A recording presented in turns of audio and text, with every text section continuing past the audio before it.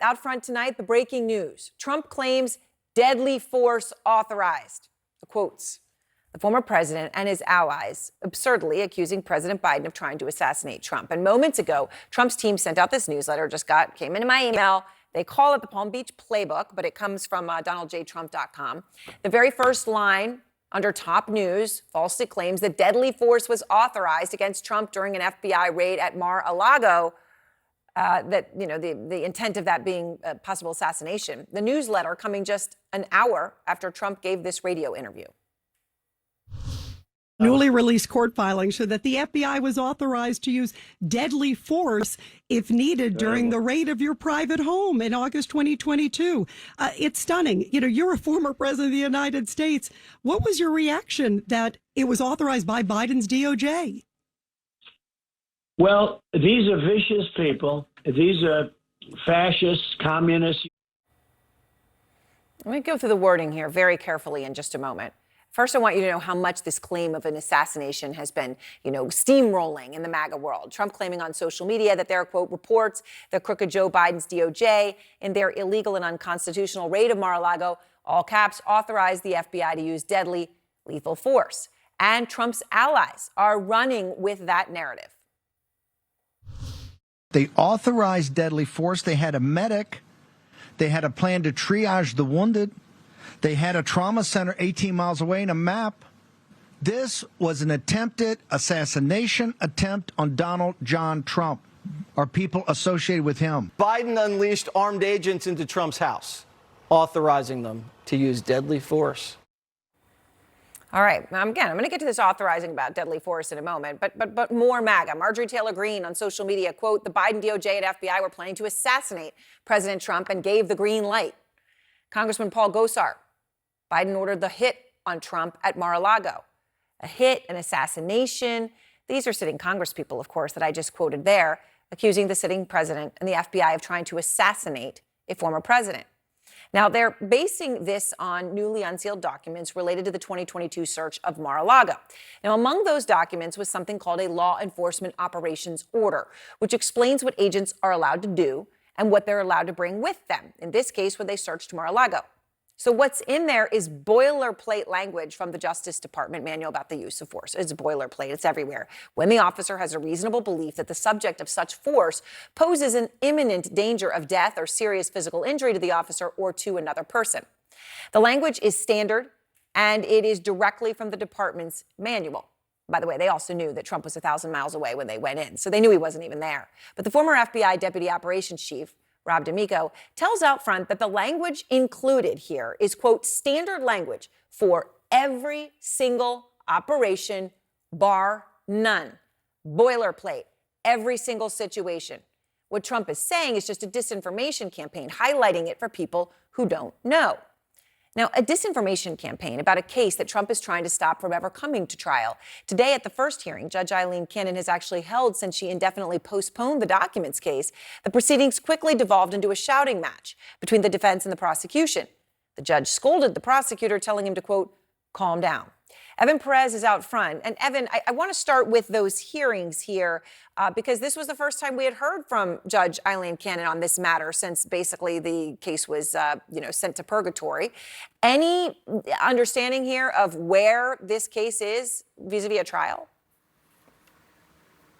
Well, Aaron, today really gives you an example of why this case is moving so slowly, so ploddingly, because over the course of 5 hours, these were two separate hearings.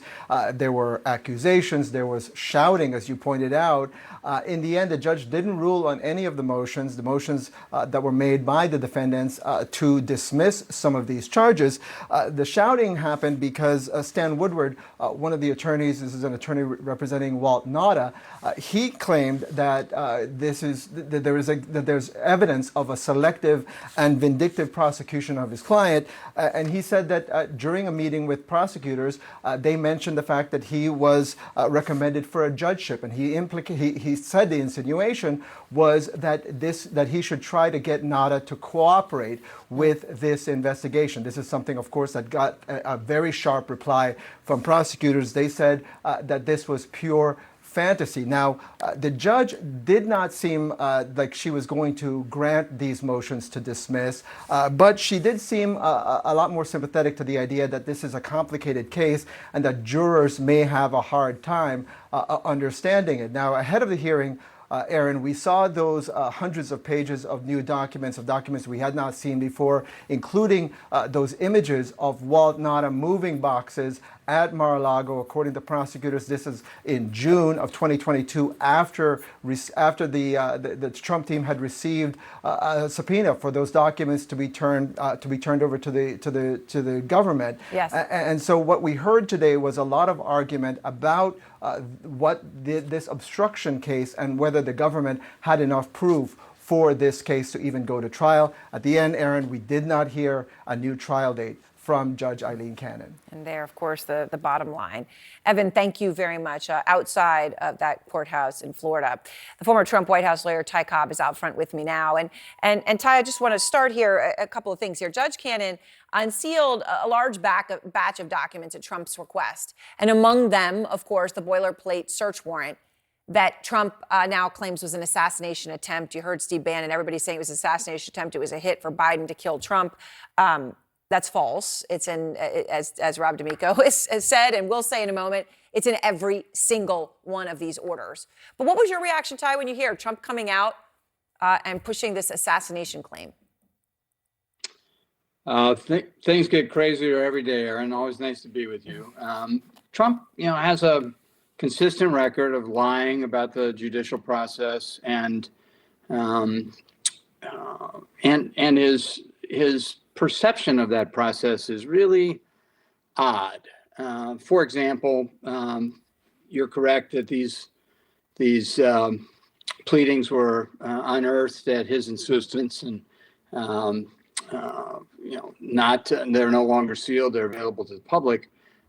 There's one sentence and maybe two sentences in the 87-page opinion by Judge Howell, who was, I believe, chief judge at the time in D.C. when she ruled on the issue of the attorney-client privilege and crime fraud exception, that is favorable to Trump, where she cautions the government with regard to a question that they asked one of Trump's lawyers. Yeah. But the rest of that 87-page opinion eviscerates Trump. And frankly, if Judge Cannon's having a hard time understanding this case, which she clearly is, she should read that opinion, because it takes it from soup to nuts and makes it very clear how guilty the president is. And in this case, which has been laid out so clearly, were you surprised Evan was just saying what Judge Cannon said today, that she thought that it would be hard for a jury to understand this case?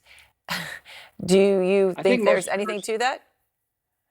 I think most jurors will have a triple-digit IQ, and that's probably not familiar territory for Judge Cannon. But I don't think they'll have the difficulty that she perceives. And frankly, anybody who struggles to understand this should read Judge Howell's 87-page opinion with regard to the crime fraud exception, where she makes it very clear, that the evidence is really overwhelming as to the commission of the crimes and Trump's attempt to use his own lawyer as an instrumentality of the crimes by hiding documents from him and moving documents out of the storage facility so that when he searched it, he would not find the classified documents. So Ty, this was the first time we heard from Judge Cannon since she indefinitely postponed the trial. First hearing devolved into a shouting match, as we were just saying.